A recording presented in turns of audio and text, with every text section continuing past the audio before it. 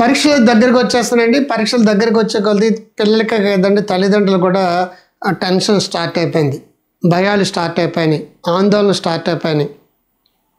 పరీక్షలు దగ్గరికి వచ్చాక చదవడం కదండి, 365 రోజులు కన్సిస్టెన్సీ ఉండాలి. ఎప్పుడు చదువు అప్పుడు చదివితే మంచి మార్కులు రావడానికి వీలవుతుంది. ఎగ్జామ్స్ పట్ల మీకున్న ఒపీనియన్ ఏదైతే ఉందో ఆ ఒపీనియన్ వల్లే మీ భయాలు ఆందోళన స్టార్ట్ అవుతాయి.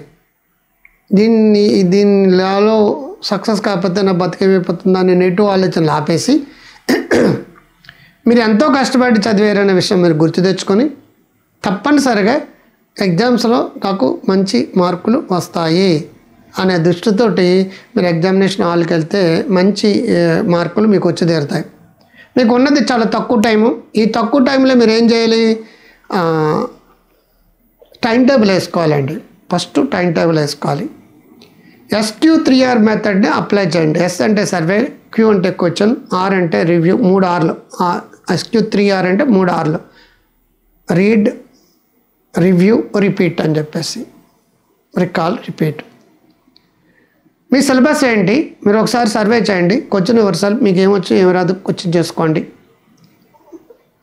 R అంటే చదవమని చెప్పేసి, నెక్స్ట్ R అంటే రికాల్ అని, నెక్స్ట్ R అంటే రిపీట్ ఇట్, మళ్ళీ తిరిగి రిపీట్ చేయమని.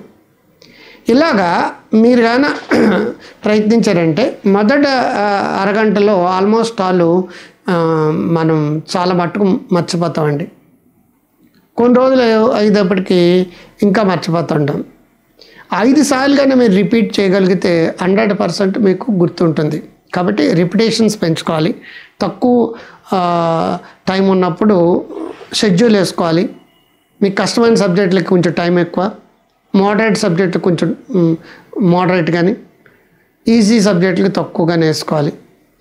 రోజు పొద్దున్న, మధ్యాహ్నం, సాయంకాలం ప్రతి 2.5 గంటలకు ఒక సబ్జెక్ట్ మార్చాలి.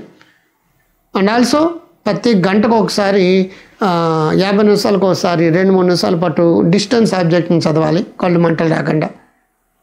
అండ్ ఆల్సో ప్రతి 50 నిమిషాలకు ఒకసారి 2-3 నిమిషాలు డీప్గా గాలి పీల్చి వదలాలి.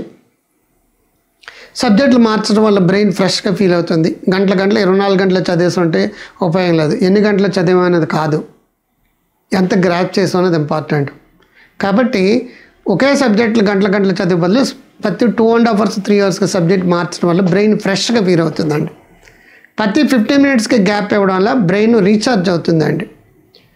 ప్రతి గంటన్నరకి గంటకు ఒకసారి దూరంగా ఉన్న ఆబ్జెక్టులు చూడడం కళ్ళు రిలాక్స్ అవుతాయండి. మధ్య మధ్యలో డీప్ బ్రీత్ వదలడం వల్ల బ్రెయిన్కి ఆక్సిజన్ అందుతుందండి. సరైన ఆకుకూరలో, క్యారెట్లు తినాలి.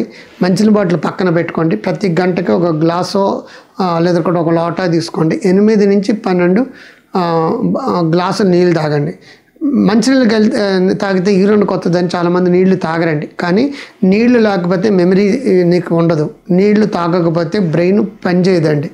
సింపుల్ 1% కన్నా వాటర్ తగ్గిందంటే బాడీలో సింపుల్ మ్యాథ్స్ కూడా కన్ఫ్యూజ్ అయిపోతారు. అంచేత ఏంటంటే బ్రెయిన్ నీళ్లు లేకుండా పనిచేయదు. కాబట్టి నీళ్లు పక్కన పెట్టుకోండి.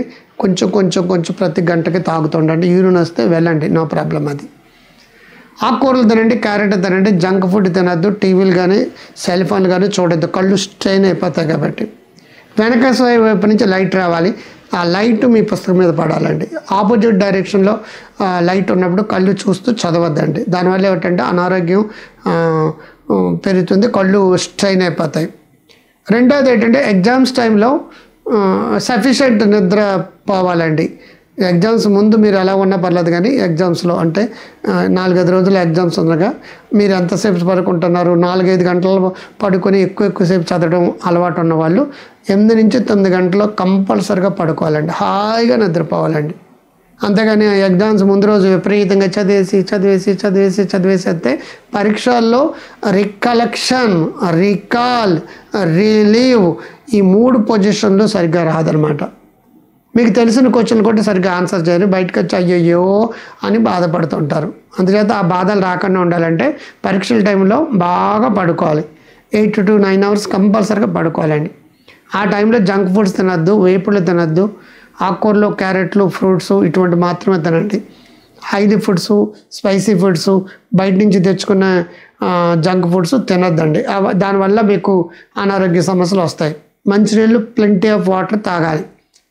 ప్లస్ 3 పూట్ల ప్రాణాయామ, మెడిటేషన్ లాంటివి చేయాలి. అలాగే పొద్దున్న, మధ్యాహ్నం, సాయంకాలం మీ పేరు తలుచుకోండి.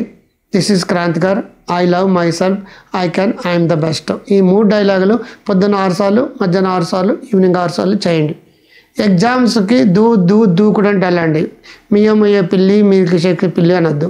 ఎగ్జామినేషన్ భయం కానీ, ఎగ్జామినేషన్ టెన్షన్ కానీ, ఎగ్జామినేషన్ సంబంధించిన స్ట్రెస్ కానీ ఉందంటే నువ్వు ఎంత చదువుకునే సరే ఎంత కూడా పెర్ఫామ్ చేయలేవు.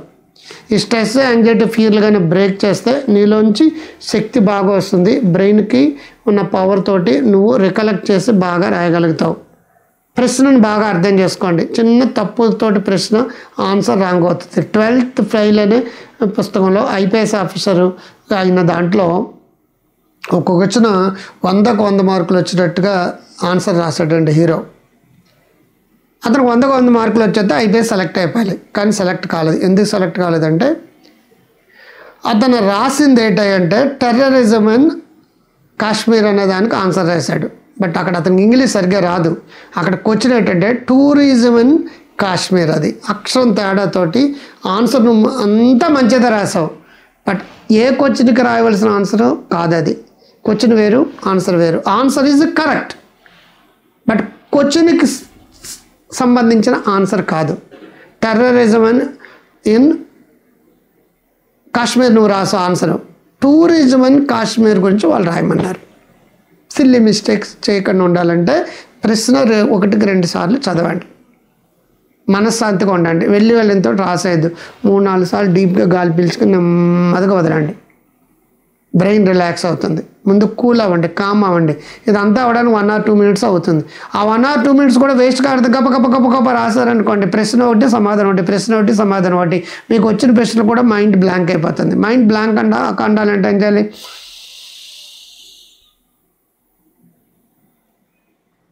రిలాక్స్ అలా 3 times చేయాలి. దెబ్బకి మీకు రిలాక్స్డ్గా, మైండ్ఫుల్గా, హాయిగా ఉంటుంది. మీరు పరీక్షలు బాగా రాయగలుగుతారు. మీరు పరీక్షల్లో బ్రహ్మాండమైన ఫలితాలు వస్తాయని నేను నమ్ముతున్నాను. మీరు కూడా అలాగే నమ్మండి. I can, I'm the best అని కంటిన్యూస్గా అనుకోండి. ఇది నచ్చితే లైక్ చేయండి, బాగుందని కామెంట్ బాక్స్లో పెట్టండి, షేర్ చేయండి, సబ్స్క్రైబ్ చేయండి, వాట్సాప్ స్టేటస్లో పెట్టండి, మీ సోషల్ మీడియా స్టేటస్లో పెట్టండి. మీరు ఎంతమంది ఈ పని చేస్తే నా నుంచి అంత మంచి వీడియోలు మీకు వస్తాయి. ముందులే మంచి కాలం ముందుకు మీ డాక్టర్ కాంతి గారు. నమస్తే.